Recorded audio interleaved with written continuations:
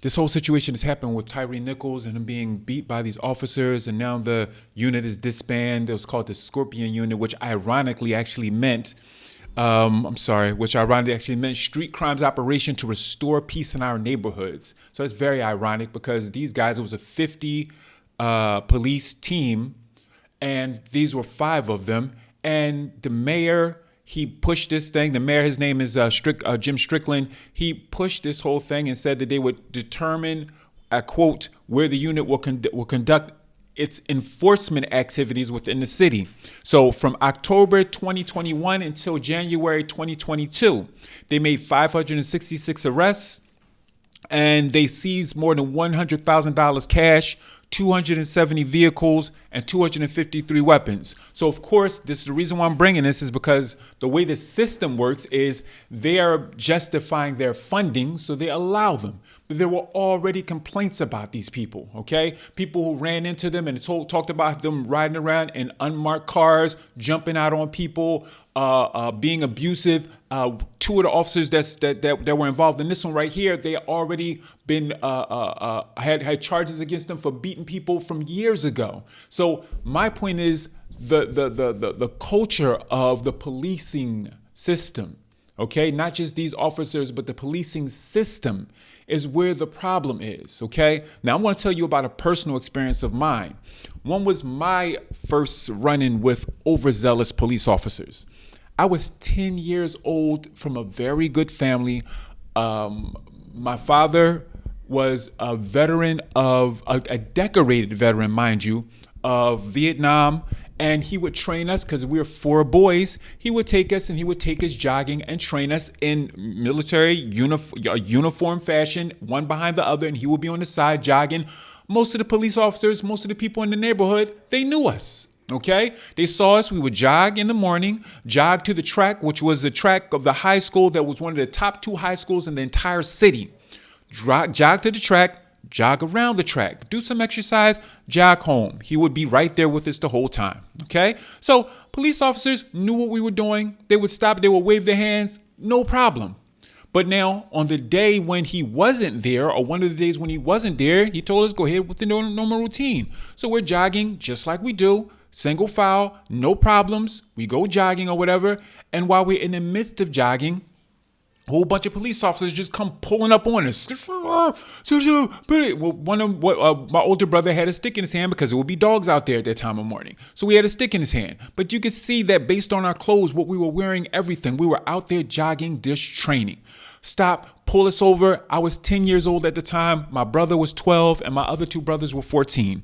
Stops, pulls us over, throws us on the car. Literally, I'm 10 years old. Take my brother, he takes in, just like they did with him, take his hand all the way behind his back, literally said, I'm going to break your fingers off your hand. And like literally taking him behind his back, throw him against the car, throw him in the car, put handcuffs on all of us, literally looked at me. And one of the other officers said, I don't know if this is right. We can't take him. He's too young. He asked how old, he had already asked how old I was. And I said I was 10. He said, no, he's 10 years old. He's young enough to go in. Take us in, lock us all up. On a school day, because mind you, we went on a school day, then we would come home, get washed up, and go to school. So they take us, do this whole process, leave me in some cell with some grown men that look like they half drunk or whatever. Were they white or black, the police officers? A mixture. It was mixture. It was like 3. It was 3. That's what was deep about it, because I actually wrote something about it afterward. Because it was 3 white police officers and 2 black police officers, but the black one was the one that was throwing my brother all around. That was the thing. Because I remember I said, I forgot what it was, but I actually wrote a piece of poetry about it because that was the way that I dealt with that trauma. I can't remember it right now, but that was the whole point, is that the brother who smacked, the one who smacked my brother was of the same color. I remember writing that in there, and I was about 15 when I wrote that. My whole point is that overzealous police officers is part of the problem of the system. Okay, so I went through all of that. Then I had to go straight back to class. I was in 4th grade at the time. I had to go straight back to 4th grade class midday with all that trauma of sitting in here with these drunk people or whatever. My father finds out, because my father was working at night. He was a guard. He was working at night. He came, found out what was going on, went. He let him have it because most of the officers in there already knew and had seen us before. But a few overzealous officers did that. So he let them have it, got us out, went, and I remember when you stood in front of the judge in court, and he said, I'm a decorated a decorated veteran. I fought for this country, such so and so. I'm training my children for what you guys trained us with. And the judge actually apologized to him. My point is because of overzealous police officers. Now, let's fast forward.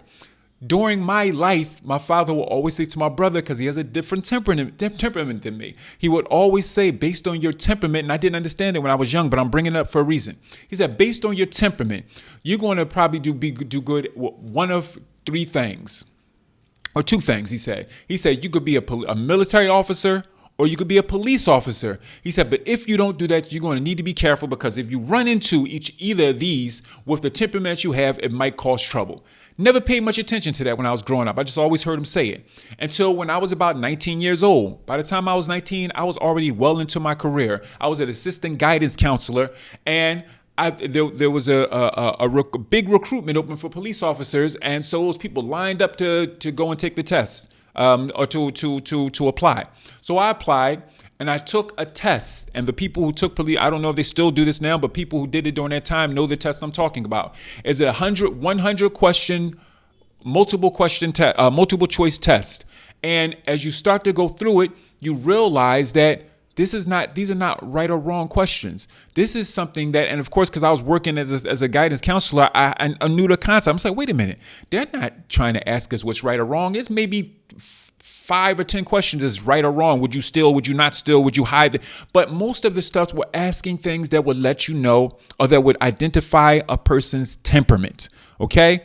And so I took it, and I know that the way that I answered it, if they want good from police officers, I would have been one of the first people to call back, because of what my background already was up until that time, and because of the fact of the way that I thought. But of course, they didn't call me back, and they wouldn't call me back. I understood later. I talked to my father, and he said, you remember what I used to always tell you about your brother? He said, when you're being, when you're in the situation when he went into the army, sometimes people get drafted. He said, when you're being drafted, it is a different thing. Then they're going to take whoever comes. But when they're choosing, they choose people who have a certain temperament, okay? So the point is, they don't want any peace-loving people in there, because they figure that they're not going to survive. They didn't understand that I had a military background. They didn't understand that the way I was raised, that I would be able to survive on the streets, but at the same time, I would have a positive mind frame to try to help society. All they can look at and see is he's not aggressive enough, okay? So they want aggressive people. That's what they want. They want combative people. That's what they want to be an officer, because they think these are the people who will survive on the street. Now, the problem is that, so they are literally grouping together predators, wolves, like they describe these people. Now, you bring them in, you don't give them the proper training. You say that you give them the proper training, but it would have to be a total mind frame change to take wolves.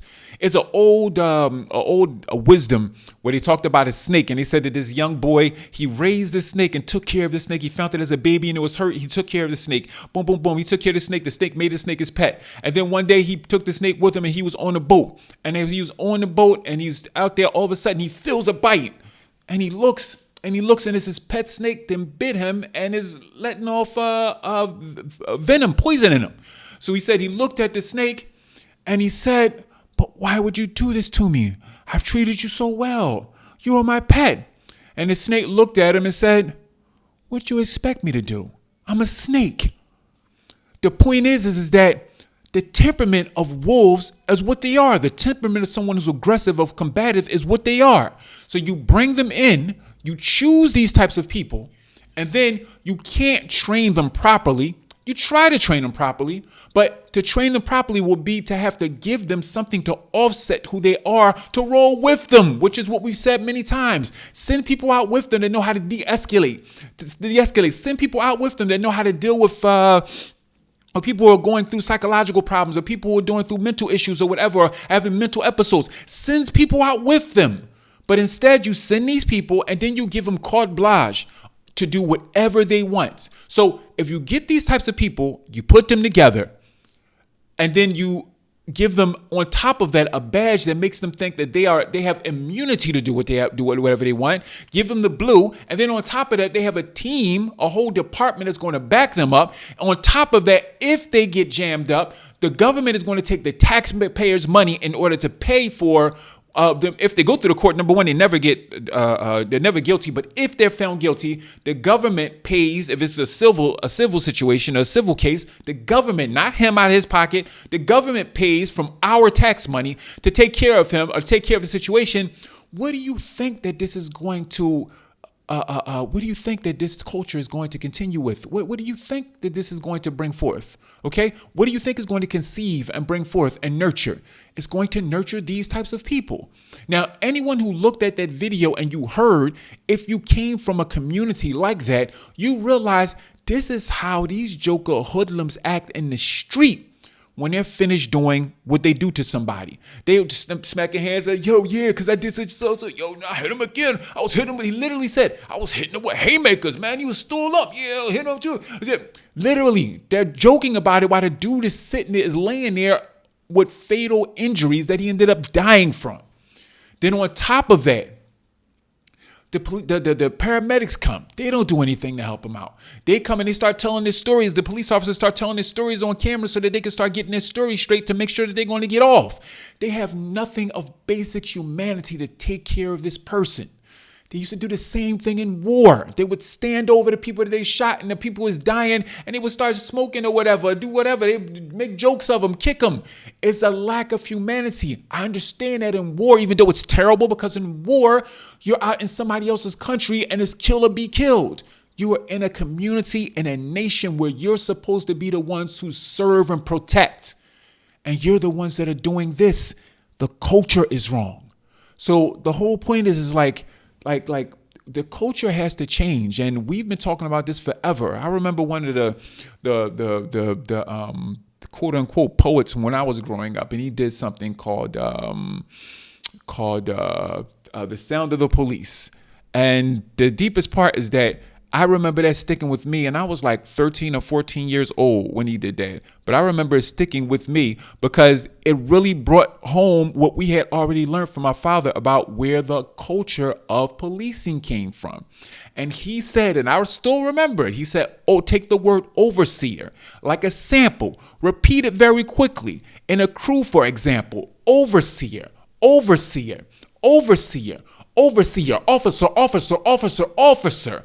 Yes, officer from overseer. You need a little clarity. Check the similarity. And then he goes through the whole thing. The overseer rode around the plantation. The officer is patrolling around the nation. The overseer can stop you and see what you're doing. The officer pulls you over just when they're pursuing.